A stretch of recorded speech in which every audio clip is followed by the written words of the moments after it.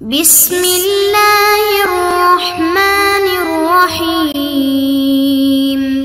السلام علیکم معزز طلباء کرام، آپ سب کیسے ہیں؟ آج ہم تفسیر بیضاوی کے سبق نمبر 65 کو پڑھیں گے۔ آج کے ہمارے سبق کا عنوان ہے ترکیبی اعتبار سے ایک اور قراءت۔ آج کے ہمارے سبق کی عبارت ولا مزیدۃ لتاکید ما فی غیر من معنی النفی سے شروع ہوتی ہے۔ آئیے سب سے پہلے آج کے سبق کی عبارت پڑھ کر اس کا ترجمہ کرتے ہیں، اس کے بعد اس کی وضاحت کی طرف بڑھتے ہیں۔ مصنف علیہ رحمہ لکھتے ہیں ولا مزیدۃ لتاکید ما فی غیر من معنی النفی، اور لا اس معنی نفی کی تاکید کے لیے ہے جو غیر میں موجود ہے۔ فَكَأَنَّهُ قَالَ لَلْمَغْضُوبِ عَلَيْهِمْ وَلَا الضَّالِّينَ، تو گویا کہ اللہ تعالیٰ نے یوں فرمایا لَلْمَغْضُوبِ عَلَيْهِمْ وَلَا الضَّالِّينَ، وَلِذَلِكَ جَازَ أَنَا زَيْدًا غَيْرُ ضَارِبٍ كَمَا جَازَ أَنَا زَيْدًا لَا ضَارِبٌ، اور اسی وجہ سے انا زیدن غیر ضارب جائز ہے جیسے کہ انا زیدن لا ضارب جائز ہے۔ وَإِنِ امْتَنَعَ أَنَا زَيْدًا مِثْلُ ضَارِبٍ، اگرچہ انا زیدًا مثل ضارب یہ ممتنع اور منع ہے۔ وَقُرِئَ وَغَيْرِ الضَّالِّينَ، اور اس کو ایک قرات میں غیر الضالین بھی پڑھا گیا ہے۔ جی طلباء کرام، یہ تھی ہمارے آج کے سبق کی عبارت اور اس کا ترجمہ۔ آئیے اب اس کی وضاحت کی طرف بڑھتے ہیں۔ آج کے سبق میں در حقیقت جو ہے وہ اعتراض جواب بھی ہے اور قرات کے حوالے سے ہمارا سبق ہے، یعنی غیر المغضوب علیہم ولا الضالین میں جو قراءت ہے وہ کس اعتبار سے ہے، ایک احتمال بھی ہوگا، اور جو ہے قراءت جس کو ہم پڑھتے ہیں معروف ہے وہ کس معنی میں ہے اس کی بھی تعین ہوگی۔ تو ولا مزیدۃ للتاکید سے مصنف ایک اشکال کا جواب دے رہے ہیں، اور وہ سوال سے پہلے یہ بات آپ سمجھ لیں کہ لفظ لا حروف زیادت میں سے ہے، یعنی وہ حروف جو زائدہ ہوتے ہیں، اور اس کے ذریعے سے اس اسم کا عطف کیا جاتا ہے جس کے معطوف علیہ کے اندر منفی کے معنی پائے جاتے ہوں۔ اس کی وضاحت یہ ہے کہ واو مطلقاً جمعیت کے لیے آتا ہے، اور یہ آپ بڑا تفصیل سے اصول فقہ کے باب میں اس کو پڑھتے ہیں، بالخصوص اصول شاشی وغیرہ میں، کہ وہ مطلق جمع کے لیے آتا ہے۔ اب خواہ دو چیزوں کی جمعیت وہ علی سبیل الاقتران ہو، یعنی ایک وقت میں ہو، یا علی سبیل التعاقب ہو، یا کے بعد دیگرے ہو، یا علی سبیل التباعد ہو، کچھ نہ کچھ فاصلے پر ہو۔ چنانچہ جب جاءنی زید و عمر کہیں گے کہ میرے پاس زید اور عمر آئے، تو اس کے اندر تینوں احتمال موجود ہو سکتے ہیں، یعنی یہ بھی ہو سکتا ہے کہ یہ جمعیت علی سبیل الاقتران ہو کہ جاءنی زید و عمر، کہ زید اور عمر میرے پاس ساتھ ساتھ آئے۔ یہ بھی ہو سکتا ہے کہ یہاں جمعیت علی سبیل تعاقب ہو کہ جانی زید و عمر، میرے پاس زید اور عمر یکے بعد دیگرے آئے، ترتیب کے ساتھ آئے۔ اور یہ بھی ہو سکتا ہے کہ دونوں کے آنے میں بہت بڑا فاصلہ ہو اور یہ جمعیت علی سبیل تباعد ہو، پس اس مجیت کی زید و عمر دونوں سے نفی کی جائے اور کہا جائے کہ ما جاءنی زید و عمر، کہ میرے پاس زید و عمر نہیں آئے، تو وہاں پر بھی مقصود ان تینوں قسم کی نفی کرنا ہوگا، یعنی جیسے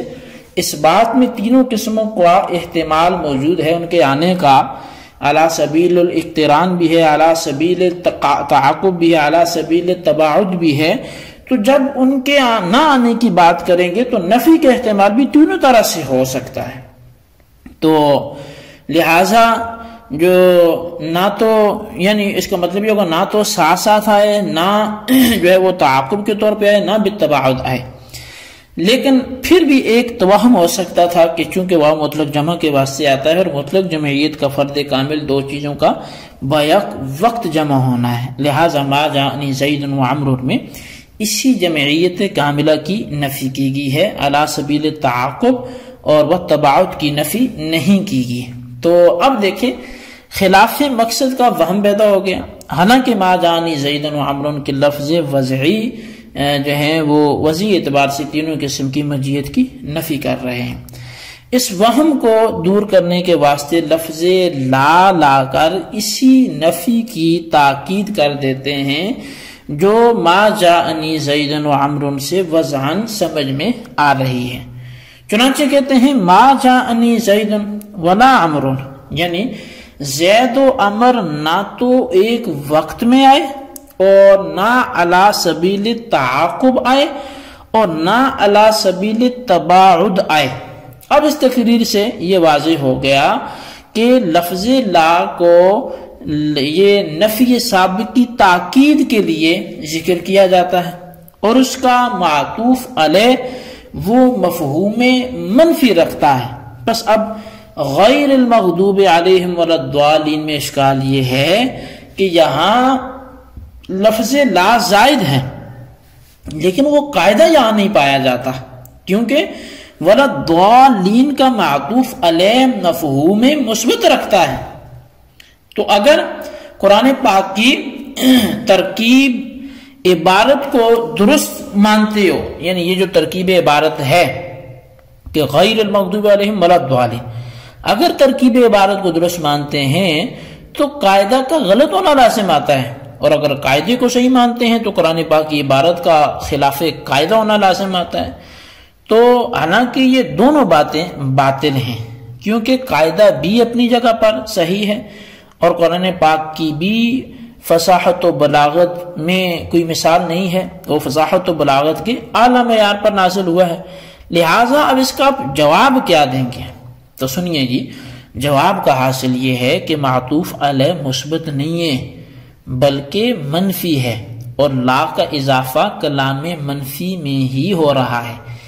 اس لیے کہ معطوف علیہ کی جانب میں لفظ غیرو ہے، اور لفظ غیرو دو معنی کے اندر آتا ہے، ایک تو نفی کے لیے، دوسرا مغایرت کے اس بات کے لیے۔ اگر نفی کے لیے ہو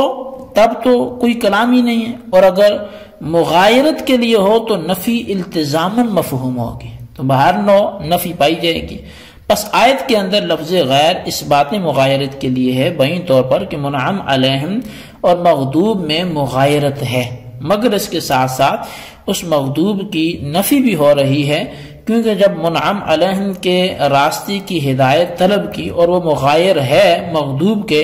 تو اس کے معنی یہ ہیں کہ مغضوب کی نفی کر دی، اور جب غیر کے اندر نفی کے معنی ملحوظ ہیں تو پھر لفظ لا کو تاکید کے طور پر ذکر کرنا قاعدہ کے مطابق ہوگا۔ اب گویا اللہ تعالیٰ فرما رہا ہے للمغضوب علیہم ولا الضالین ولذالک جاز انا زیدا غیر ضارب،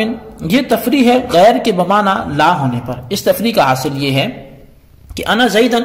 مثل ضارب ممتنع ہے، امتناع کی وجہ یہ ہے کہ انا مبتدا اور مثل ضارب اس کی خبر ہے، اور اس کی ترکیب یوں ہے کہ مثل مضاف ہے اور ضارب مضاف الیہ ہے، اور زید اس مضاف الیہ کا معمول ہے، اور ضارب مضاف الیہ کا لفظ مثل مضاف پر مقدم ہونا جائز نہیں ہے۔ تو اب اگر انا زیدن مثل ضارب بتقدیم مفعول جائز ہو تو معمول کو اس چیز پر مقدم ہونا لازم آئے گا جس چیز پر خود اس کا عامل مقدم نہیں ہو سکتا، لہٰذا انا زیدن مثل ضارب بتقدیم مفعول یہ جائز نہیں ہے، لیکن انا زیدن غیر ضارب جائز ہے، باوجود اس کے کہ اس میں بھی بعین ہی وہ صورت ہے۔ تو وجہ کیا ہے؟ وجہ جواز یہ ہے کہ لفظ غیر اللہ کے معنی میں ہونے کی وجہ سے گویا حرف بن گیا، اور جب حرف بن گیا تو یہ اضافت کل عدم ہوگی، لہٰذا زیدن کو مقدم کر کے انا زیدن غیر و دارب پڑھنا اسی طرح جائز ہوگا جس طرح کہ انا زیدن لا دارب یہ جائز ہے. یہ تو بحث تھی ولدالین کی قرات پر، لیکن ایک قرات جو ہے وہ غیر الضالین کی بھی ہے، اس صورت میں تو پھر کوئی بحث ہی نہیں ہوگی.